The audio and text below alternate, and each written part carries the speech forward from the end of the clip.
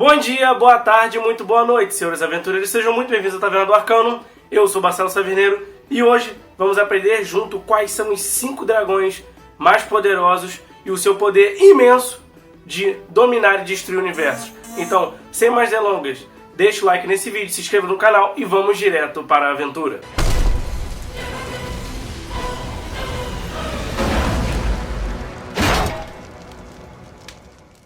Antes de mais nada, eu devo explicar aqui para todos que a Taverna do Arcano ela não se especializa em sistemas de RPG.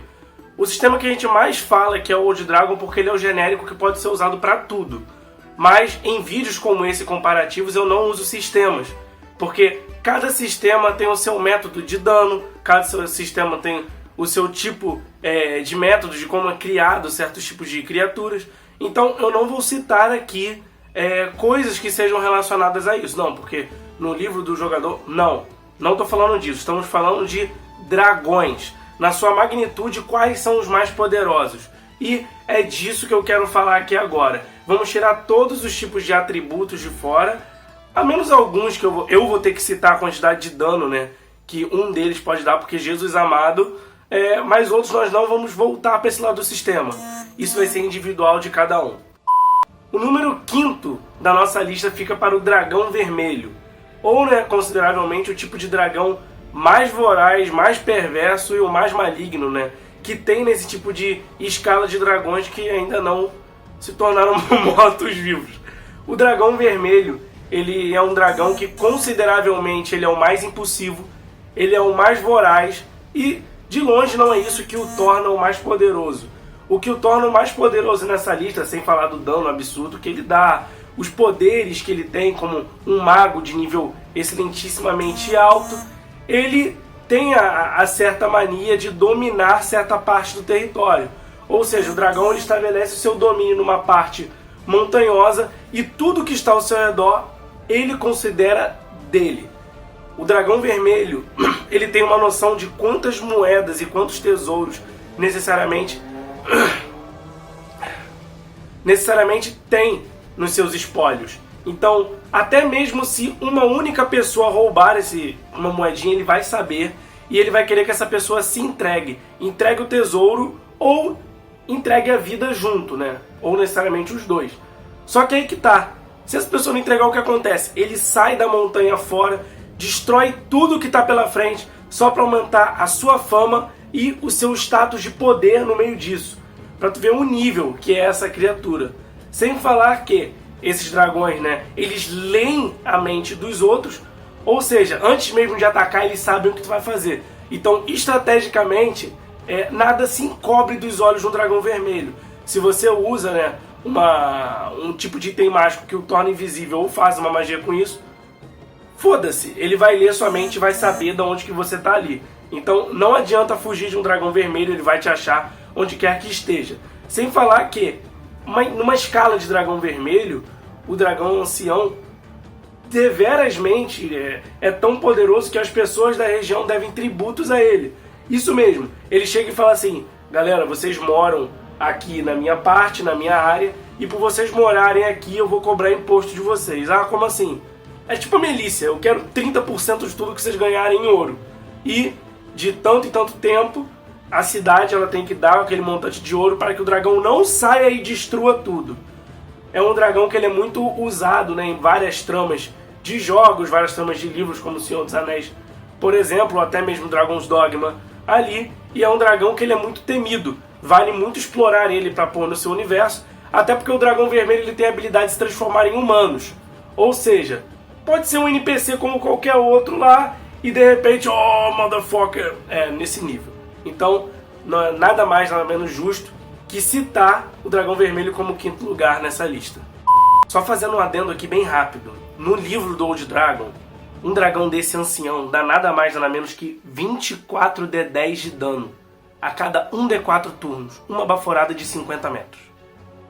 Só isso. Na posição número 4 da lista está o dragão de ouro, pois de longe a inteligência sempre superará a força.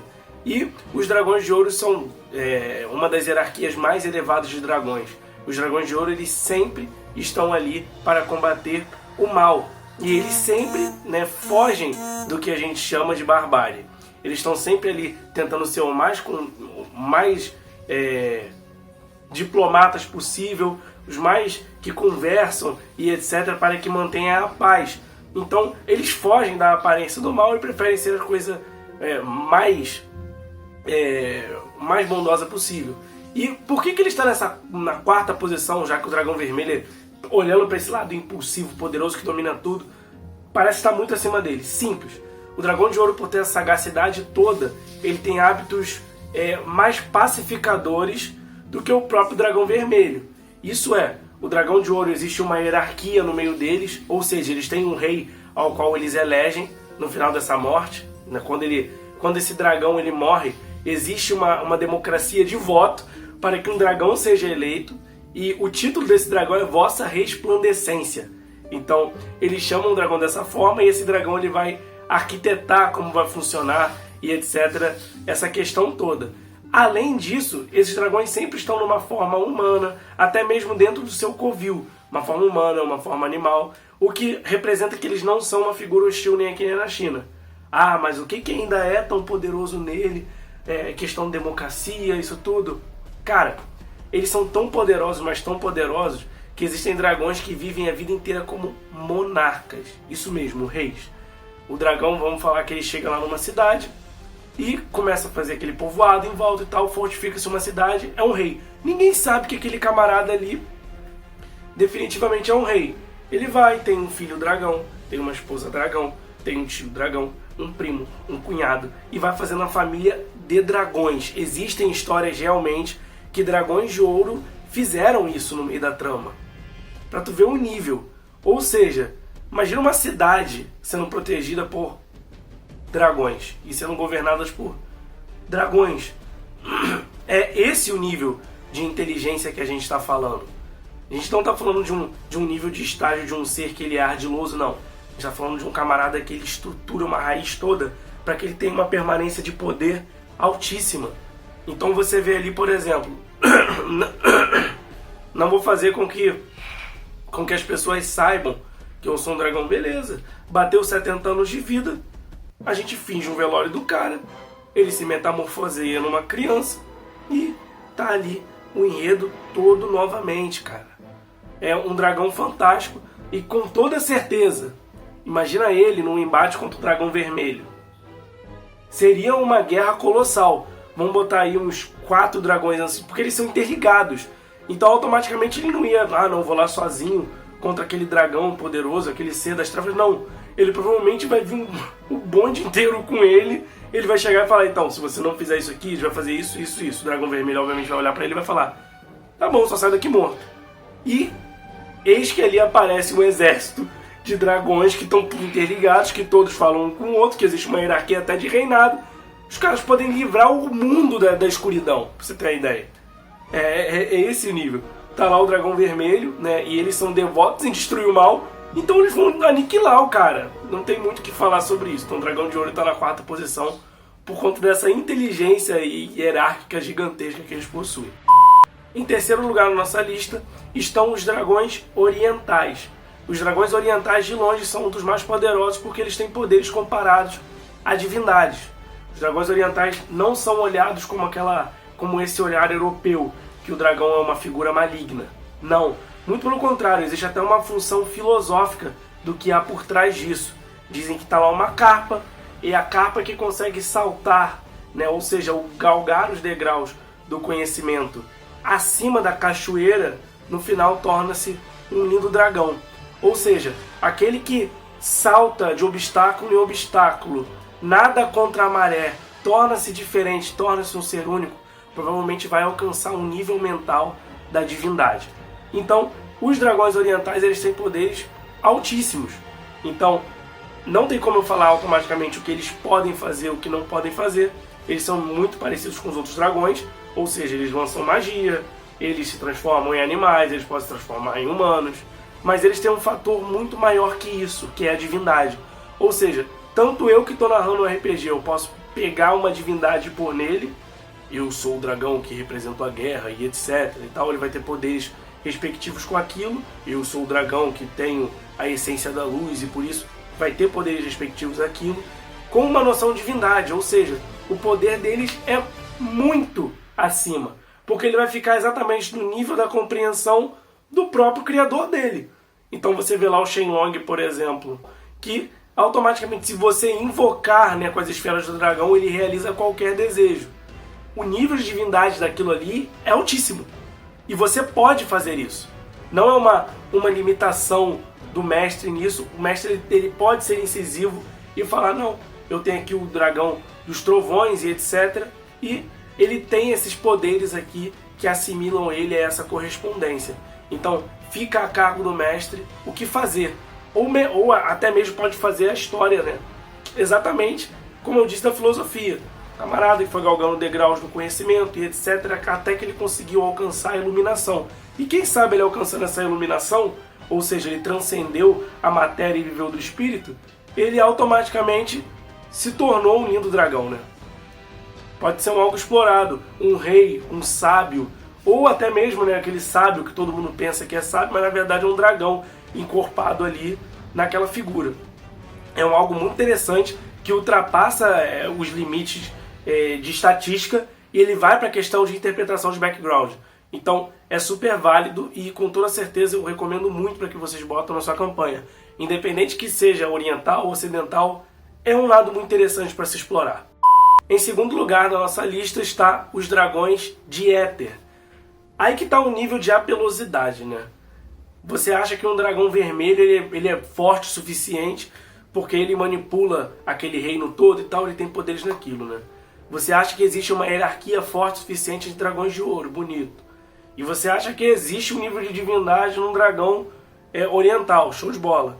Mas e se existe um dragão que ele exatamente, ele transpassa as realidades, ele viaja dimensões, ele viaja mundos. E ele pode estar exatamente aqui onde eu estou gravando nesse exato momento, porque ele está em outro plano olhando pra gente. Esse é o dragão de éter. Em muitos livros, como por exemplo o livro Dragões de Éter, são os dragões que são responsáveis pelo equilíbrio do universo. Então, para você ter uma ideia do que eles têm um nível de poder. Para você ter uma ideia, a baforada deles não é uma baforada de fogo, não é uma baforada de ácido, não é uma baforada de veneno, é uma baforada de energia. Exatamente isso, tipo, prótons voando da boca dele, destruindo tudo que tiver pela frente. Até porque eles podem viajar, eles podem intercalar universos, então eles têm essa autonomia. Se você for ler o livro de D&D, o Draconomicon 3.5, ele já é descrito de outra maneira.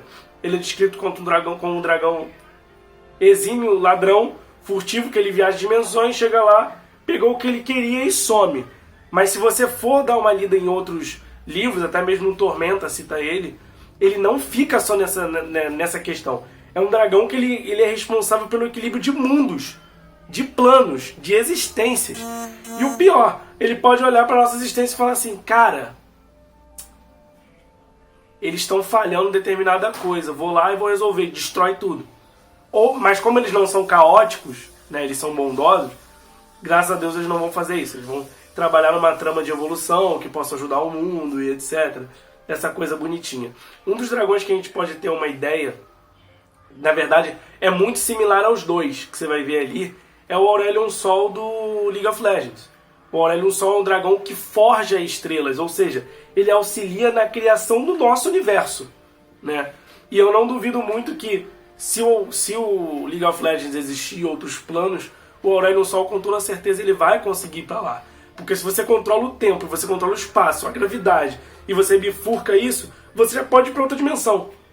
Então é nesse nível de dragão que a gente está falando. É naquele dragão que ele chega numa dimensão, olha para aquilo e fala, não vejo coerência nisso, preciso ajudar. E ele tá lá. O dragão de éter com toda certeza é um dos mais interessantes da lista. Em primeiríssimo lugar, o mais poderoso de todos os dragões que você vai olhar é exatamente o Dragolith. O Dragolith é um dragão que ele foi submetido a um processo de ritual onde a alma dele foi retirada do corpo. Ou seja, pegou-se a alma dele, lançou para um receptáculo e o dragão automaticamente ele tem a vida eterna. Ele não morre. Se alguém consegue destruir ele em alguns dias, os ossos retornam ao lugar e ele volta a si mesmo, então ele não vai morrer. A menos que você encontre a alma dele que está em algum receptáculo e quebre. Aí você pode destruir o Dragolite. Sendo que Dragolite ele pode ser exatamente qualquer dragão.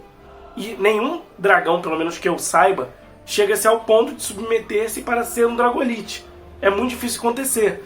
Geralmente é um bruxo, é um coven ali de magos negros, que provavelmente há um lich por trás, eles sequestram o dragão, prendem ele e fazem um ritual. Ou seja, o dragão não dorme, o dragão ele não mais vive para caçar, para comer, ele só vive para ter poder, para alcançar o que Maquiavel chama de fortuna.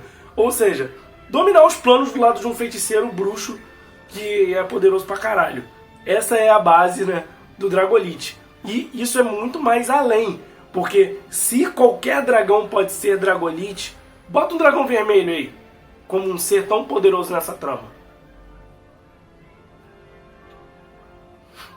Bota aí um dragão dourado. Pra mim eu não vejo muita diferença, porque o dragão dourado ele vai ser...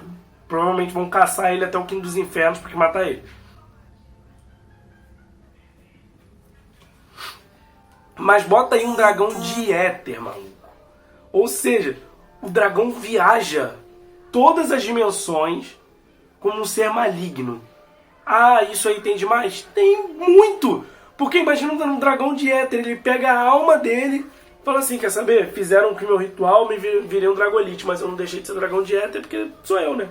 Então eu vou fazer algo pior.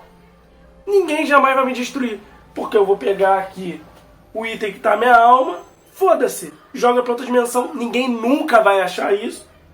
E tá aí a destruição de um plano através de um ritual de magia que fez, né, se tornar um Dragolite. Cara, é muito poderoso. É um nível muito poderoso e é um nível altíssimo de descompreensão, porque você já acha um dragão poderoso, né? Aí você dá a ele uma vida eterna. E ainda, na maioria dos Dragolites, eles têm, né, a tendência de andar com liches. Ou seja, se você põe na trama um Dragolite, você pode explorar qualquer outro dragão e você ainda falar que tem um bruxo maldito que tem um poder desgraçado junto com ele, que vai devastar tudo. Então tá aí, o Dragolite ele é a primeira, ele de longe é o dragão mais poderoso, porque ele não morre. Ele não vai morrer. É muito difícil. Só se você for um mestre muito bondoso que você vai falar assim, não, ele pegou esse item e botou na floresta tal. Aí você é um mestre muito bondoso, mas se você for um mestre filha da puta, você vai jogar esse item em lugares nunca imaginados. Eu, por exemplo, não que eu seja um mestre filha da puta, mas eu quando fiz o Lich Oz na minha história, eu botei a alma do Lich vinculada a uma ampulheta que andava junto com o Senhor da Morte, um deus da morte de Sundal. Ou seja, quem poderia pegar aquilo? Ninguém. Ninguém. Imagina você fazendo isso. Pega um dragão de éter, transforma ele em Dragolite, pega o item e fala assim, tá aí o mundo destruído. A única coisa que eles vão ter que fazer, vão ter que buscar um exílio, que vai ser a única forma de matar o Dragolite.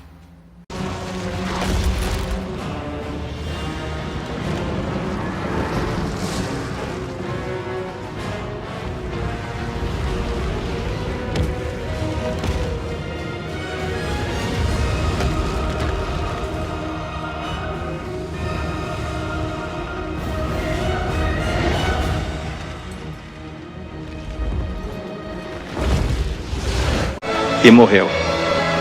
Então é isso, gente. Eu espero que vocês tenham gostado desse vídeo, esse top 5 de dragões mais poderosos, que eu fiz ele de uma maneira bem rápida e eu peço novamente desculpas. Novamente porque eu já disse em outros vídeos, mas eu peço desculpas pela minha ausência nesse tempo todo. É que eu passei por uns momentos meio delicados da minha vida. Meu celular ele quebrou novamente, a tela dele, né? E eu tive que trocar, eu gravo com ele. Eu tive término de relacionamento, fiquei mal pra cacete. Você tem aí também no trabalho na minha loja, que final do ano a gente tem essa complicação de Natal que vende muito e etc. Ainda tem final de semestre da faculdade, então eu tive que me ausentar da taverna, inclusive no Facebook. Então eu peço desculpa pra vocês, mas eu vou fazer muito mais conteúdo, muito mais vídeos nesse período de começo do ano e vou continuar produzindo material. Eu não deixei a taverna de lado, eu só precisei de um tempo melhor pra mim, pra que minha vida pudesse respirar de novo e eu estar aqui novamente. Então muito obrigado para vocês que estão me mandando mensagens no Instagram, perguntando, comentou onde estão os vídeos, o que eu vou fazer e etc. Então saibam que eu vou estar aqui. Provavelmente vai ter um vídeo por semana, 2 vídeos por semana, daqui pra frente até que Deus me ajude. segue a gente no Instagram, @Taverna do Arcano, faça suas perguntas, peça os vídeos e saiba das coisas que estão acontecendo antemão. Então, muito obrigado por estarem aqui até agora e boas aventuras. Valeu!